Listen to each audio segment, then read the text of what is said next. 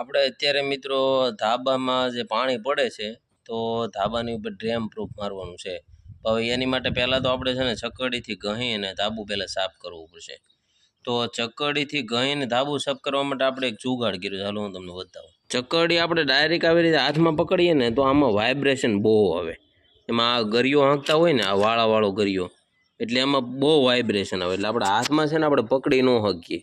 તો એની માટે છે ને આપણે આ જો આ રીતે બેરિંગ 2 ફીટ કર્યા છે. હેઠે 2 બેરિંગ, એની ઉપર આવી રીતે સાપડા મારી દીધા છે. ઉપરથી આમ સાપડો મારી દીધો અને બોલ મારી દીધો. અને એક પટ્ટી રાખી છે આપણે હાથે પકડવા માટે, એક લાંબી પટ્ટી ચડી દીધી અને એક ઉપર આ પકડવા માટે.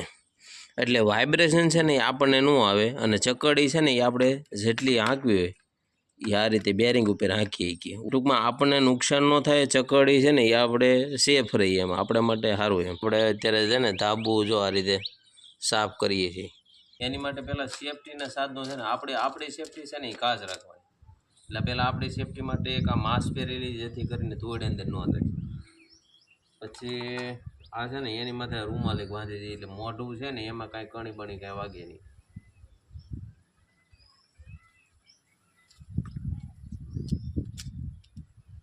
અને પછી આપણે માથે ચશ્મા પહેરવાના છે, જેથી કરીને આંખમાં ખાસ એક કાળજી રાખવાની. વાયરને છે એ પેલા સાઈડમાં લઈ લી, કારણ કે વાયર ઘૂસવાય ને તો પછી તકલીફ થઈ જાય. સકડી શરૂ કરી.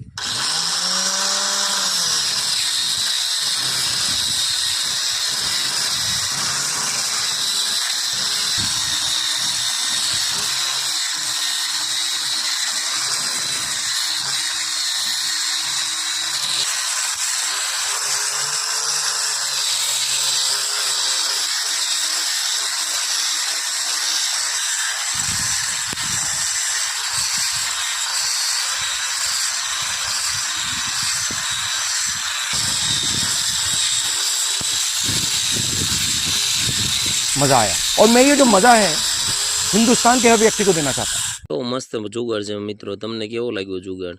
અને આવા નવા જુગાડ જો તમારે જોવો હોય તો આપણી ચેનલને સબસ્ક્રાઈબ કરી લેજો અને ફોલો કરી દેજો. યુટ્યુબમાં પણ આપણી ચેનલ છે, એને પણ સબસ્ક્રાઈબ કરી દેજો. અને બધાનું કહેવાનું એવું છે કે ભાઈ 2000 કે 3000 ફોલોવર થઈ જાય પછી વધે નહીં ઝડપથી એમ. પણ આપણે 5000 કે 10000 સીધું પોગવાનું છે. એટલે તમારા બધાનો સપોર્ટ હશે તો જેટલી લાઇક આવે ને એટલા ફોલો પણ કરજો એમ.